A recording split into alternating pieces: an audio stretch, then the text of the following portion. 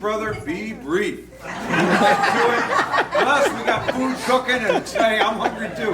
But I did want to give a special message on behalf of 20 years entitled The Second Danger. Have you ever seen that movie, Rocky I? Pretty daunting task to fight Apollo Creed, but nothing compared to Rocky II. If he dies, he dies. Remember Rambo I?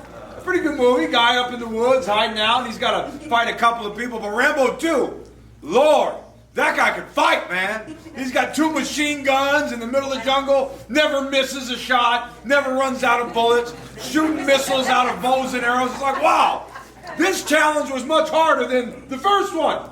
Or Spider-Man fighting like a lizard guy, and then a movie later he's fighting like Thanos for the existence of the universe. Kind of a step up in challenge, don't you think?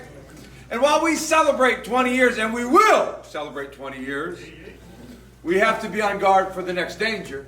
In 2 Samuel chapter 20, there's been a rebellion. David's own son, his flesh and blood, betrayed him. Absalom usurped the throne, and there was a civil war that broke out. And even though it was his son fighting against him, making him flee the palace, he still asked his general Joab, "Be easy on my son."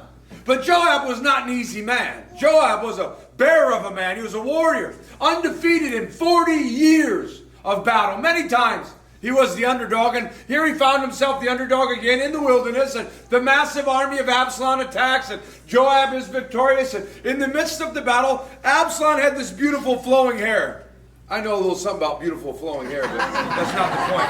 And his hair got caught in a tree, and the donkey kept going, and there he was dangling, and Joab, being a rough man, took javelins and threw him through and rolled his body on the side of the road.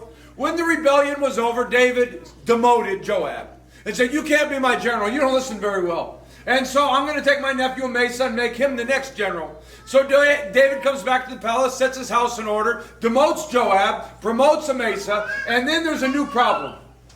Look at verse 6. "And there was a new rebellion, led by Shira, son of Berechiah. And he's starting to steal the hearts of the people once again. So David realizes in verse 6, he says to one of his generals, "This rebellion is going to be worse than the last one. This danger is going to be worse than the last one. We just survived one, but now we got another one coming."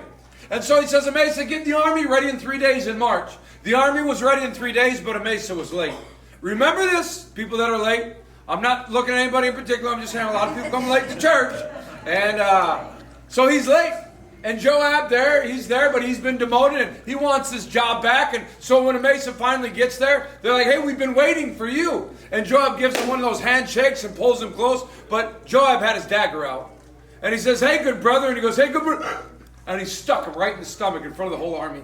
And everybody stopped. Did he just kill the new general? And he throws his body down and he rolls it off the side of the road. And then somebody breaks the awkward silence and says, "If you're for David, let's follow Joab." And everyone goes, "Yeah!" He got his job back. And they start marching down the road. And it says all the men walked by the corpse of Amasa. And they came to where Sheba was held up in this city. And Joab was faithfully building a rampart, getting siege equipment ready. And a wise woman from the city says, "I want to talk to the commander. I need to tell him something." I go, "Okay." So he comes to the wall and he meets with this wise woman and says, "Why are you going to destroy our whole city? What is it you want?" And he says, "Well, I want Sheba, the son of Berechiah." She said, "You'll have his head by tomorrow."